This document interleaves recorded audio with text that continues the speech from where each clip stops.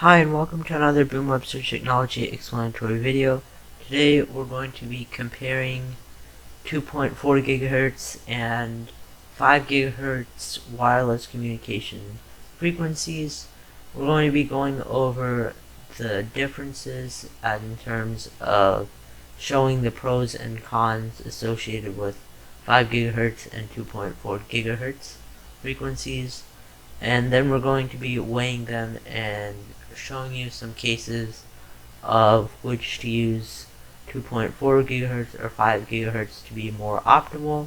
And we're also going to be talking about a few technologies pertaining to communication frequencies which could improve the overall signal of connections, and with their progression and improvement in the future, hopefully they will be able to lower or reduce the effect of some of the cons that we will be presenting with 5 gigahertz and 2.4 gigahertz. And we're going to be discussing all that and more right after we roll out our short video intro segment.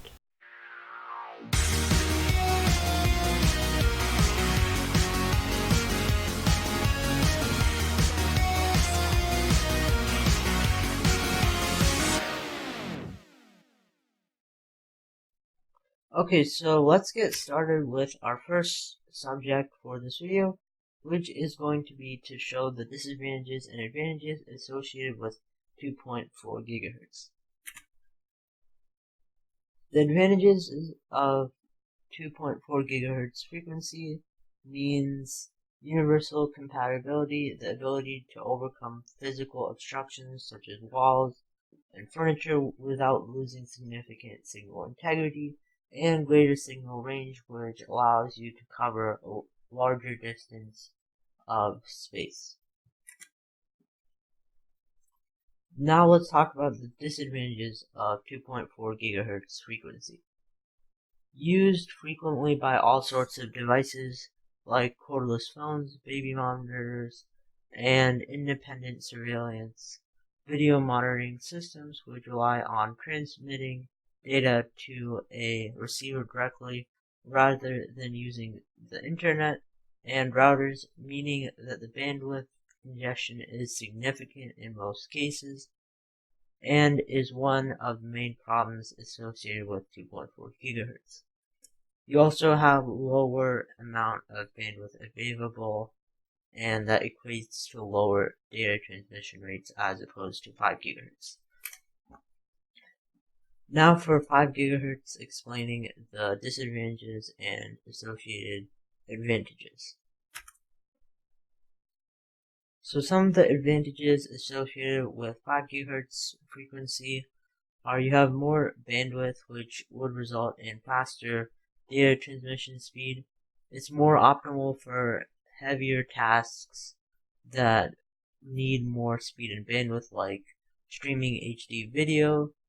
You have less signal traffic congestion, more reliability of the signal, and better overall signal integrity given that it's within range, and it allows for devices which are mostly clear of obstructions and long distances to have an overall better and more optimal connection.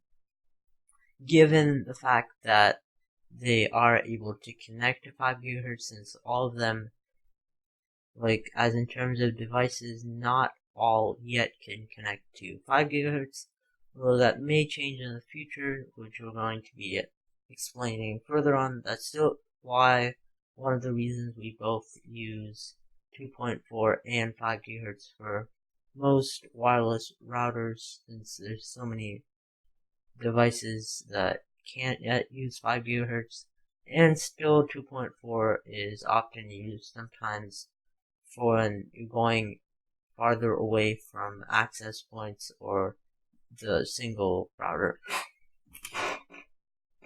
Now for the disadvantages of the 5 gigahertz frequency.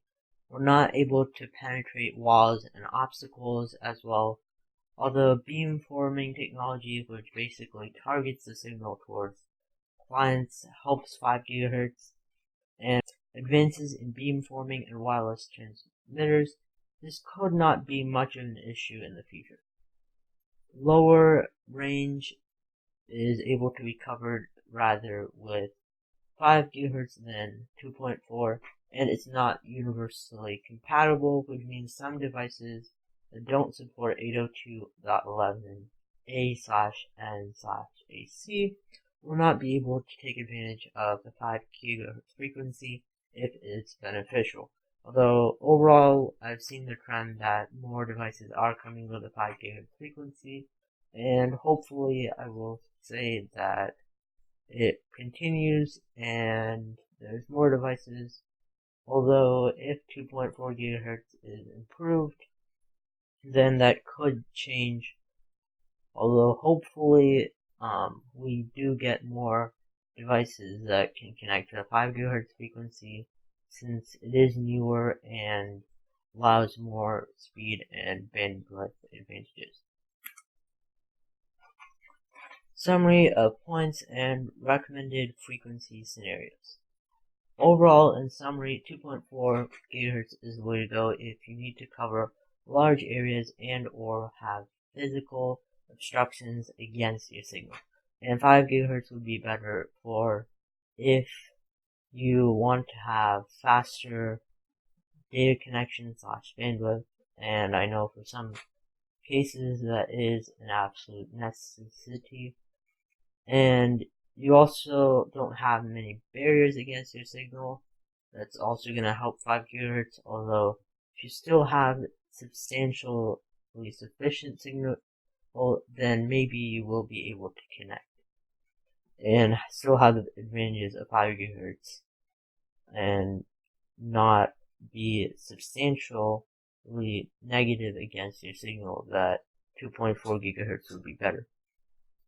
Tri-band technology will help to improve your 5 GHz connection setup if you have the need to connect multiple clients and want even lower congestion plus greater bandwidth.